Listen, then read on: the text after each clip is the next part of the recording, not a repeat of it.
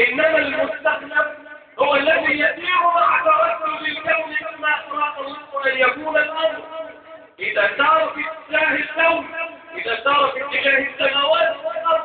ولله يسجد ما في السماوات وما في الأرض، ولله يسجد ما في السماوات وما في الأرض، والشمس والقمر والنجوم والجبال والشجر والدواب.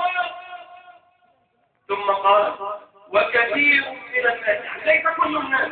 لو سار الذين يملكون الأمر ويملكون القرار مع الشمس ومع القمر ومع النجوم والجبال والشجر والدواب، هذا هو معنى الاستقلال، أن يكون الكون كله معك، أن تخرج الأرض لك، أن تخرج الأرض ما في باطنها لأجلك، لأنها ملك لربنا وأنت عبد لربنا، فما بالها تمتنع عن إخراج ملك الله لعبده؟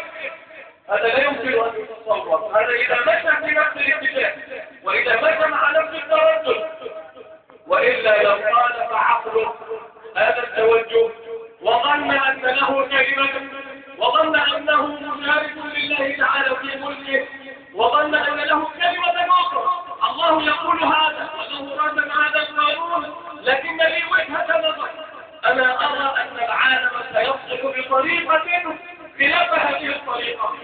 يمكن أن نقول إن هذه الطريقة صحيحة لو أنها نفذت على غير أرض الله، أو على تحت سماء غير سمائه، لأن القانون لا يعارضها، ولأن الريح ليست في مضادتها، ولأن الموج ليس في ضدها، لأن موجة الكون كله في هذا الاتجاه. أنت تريد في نفس الاتجاه وفي نفس الكون أن تعارض، كيف ستسير؟ السماء معك، الأرض ليست معك، الزرع لم يسمع كلامك، لن يستجيب الزرع لكل المفيدات، لأن هذا الزرع لا يخرج إلا بأمره، كل هذا لا يخرج إلا بإذنه تبارك وتعالى. إذن كيف سيسير الأمر؟ ولهذا هؤلاء يعارضون هذا التوجه. حينما يموت أحدهم يقول الله فما بكت عليهم السماء والأرض وما كانوا منظمين. هؤلاء لو كان ملك الملوك كما لقبوه لما ما سمعنا أن السماء انبكت ولا أن أرضا اعترضت على نفسه، بل إن الجميع قال ذهب إلى غير عودة لا يريده وقد كان مالكا، لكنه في عكس اتجاه الريح وهو في عكس الموجات، ولهذا لا يخشى ما يريد أبدا.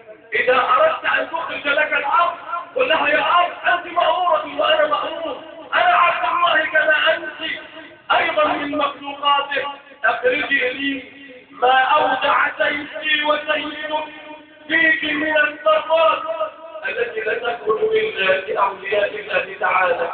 هذا هو معنى الاستقلال، وليس الاستقلال معناه الحكم